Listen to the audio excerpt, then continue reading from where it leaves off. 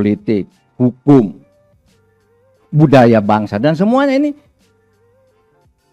diberi suntikan oleh nilai-nilai yang baik. Nah sekarang ini kenapa ini menjadi penting?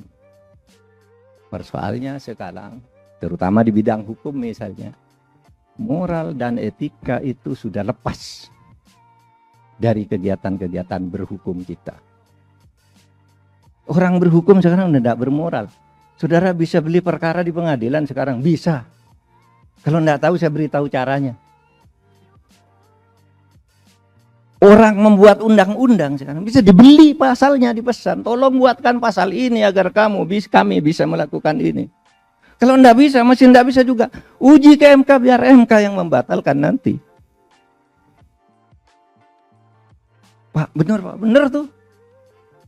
Pemerintahan sekarang, saya katakan apa sih? Kenapa situasi kita?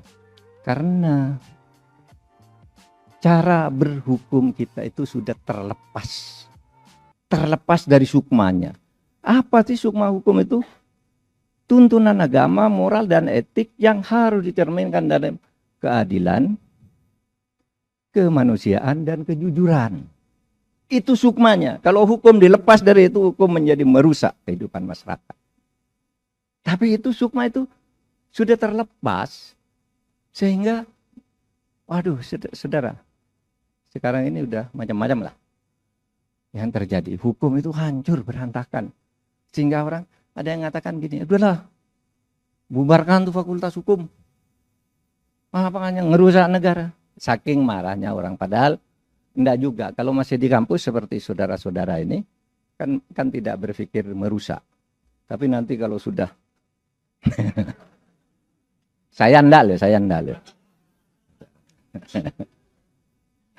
Kalau dalam waduh tawarannya banyak. Nah saudara, terakhir.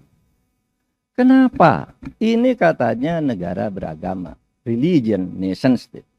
Kok masih banyak orang melanggar moral. Melepaskan moral, etik, dan nilai-nilai keagamaan dari sukma. Sebagai sukma hukum. Itu kenapa? Karena sama dengan hukum itu sendiri. Orang di dalam hukum itu hanya takut pada sanksi yang ditimbulkan oleh hukum yang dipaksakan oleh negara. Jadi begini, kemarin saya nulis di Kompas tuh. Dalam masyarakat tuh aturan kan ada 4. 1, agama, kemudian kesusilaan, kesopanan, dan hukum. Nah ini semua dipakai di masyarakat. Tapi hukum tuh diangkat menjadi yang berlaku resmi.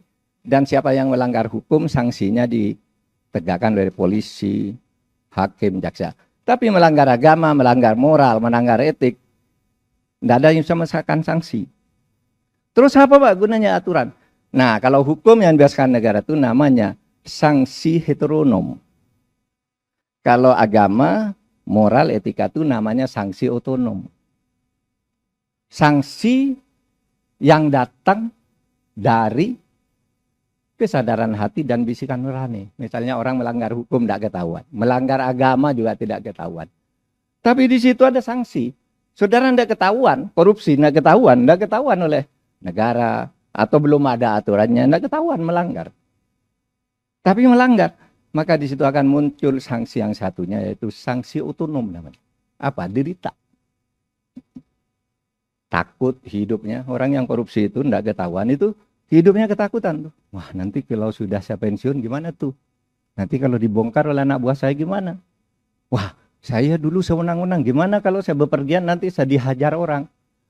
Nyewa pengawal dia. Selalu takut, mendosa. Ada yang berpikir, waduh saya berbuat dosa tidak ketahuan. Tetapi ada karma. Kenapa? Wah saya ini petugas untuk memberantas narkoba, tapi saya suka jual narkoba. Dirampas lalu dijual. Anaknya kena narkoba. Nah, itu namanya karma. Yang dipercaya oleh budaya Indonesia. Dosa itu kalau di dalam agama namanya itu dosa. Hidup serba takut, malu, terisolasi. Nah orang tidak takut pada ini lagi sekarang. Pokoknya tidak ketahuan sudah. Aturannya gimana sih? Oh aturannya begini, aturannya tidak cocok dengan kita. Ubah saja. Moral etika dilanggar di situ. Nah, itulah sebabnya saudara, kita lalu karena melihat fenomena ini, kita sampai sekarang ini mempunyai aturan sebenarnya, yaitu TAP MPR nomor 6 tahun 2001 dan TAP MPR nomor 8 tahun 2001. Apa isinya?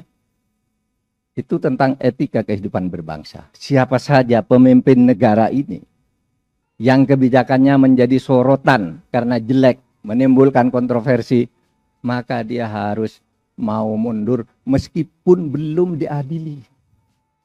Nah sekarang ini mau diadili enggak mau, yang ngadili takut juga. Yang korupsi menteri, hakimnya curang gitu, takut dia. Maka penguatan nilai-nilai moral dan etik dengan segala akibatnya, manfaat dan mudorotnya bagi bangsa dan negara ini harus ditanamkan sebagai nilai penting di setiap lembaga pendidikan tinggi. Bukan hanya di fakultas hukum. Bernegara itu bukan hanya berhukum.